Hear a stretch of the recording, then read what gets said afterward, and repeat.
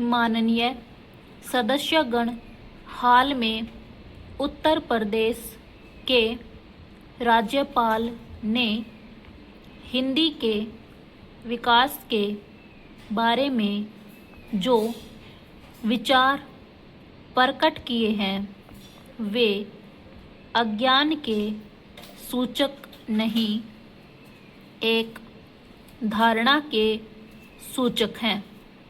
जो हमारा अनुमान है राज्यपाल महोदय तक सीमित नहीं है, बल्कि कांग्रेस के अधिसंख्यक नेताओं की धारणा है।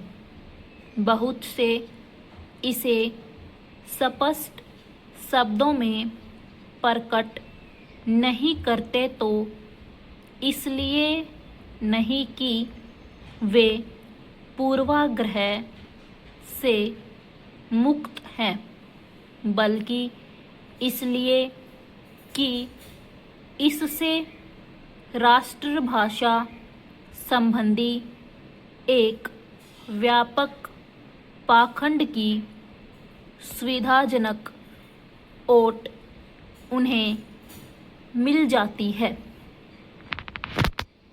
राज्यपाल महोदय ने इस बात पर बहुत जोर दिया कि हिंदी का विकास अखिल भारतीय दृष्टि से ही होना चाहिए।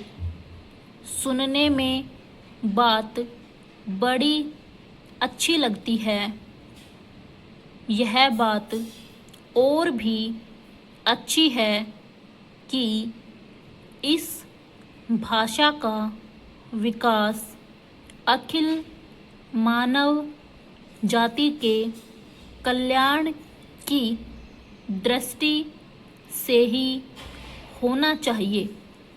लेकिन जो लोग इस ढंग की बातें करते हैं वे न भाषा विकास के नियम समझते हैं, न किसी भाषा के विकास में कोई योग देते हैं। इस तरह के लोगों की कृपा केवल हिंदी पर होती है, क्योंकि हिंदी को सामान्य राष्ट्रभाषा का नाम देकर इस विचार के सब लोग उस पर मनमानी लाद देना चाहते हैं और इसके स्वाभाविक विकास में रोड़ा अटकाते हैं। हम अखिल भारतीय दृष्टि से विरोधी नहीं हैं, बल्कि हमने सदा प्रादेशिक, सांप्रदायिक या किसी तरह की भी संकुचित मनोवृत्ति के विरुद्ध राष्ट्रीय दृष्टि और चिंतन का समर्थन किया है।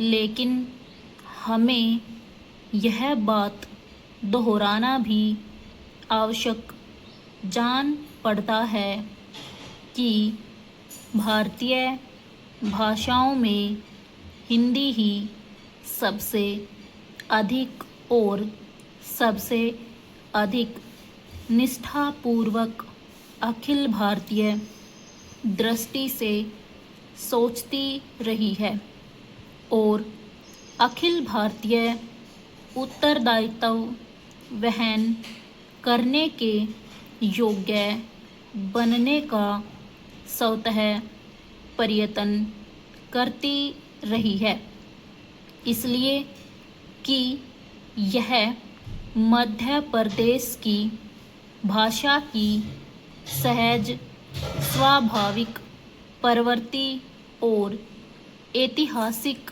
नियति है।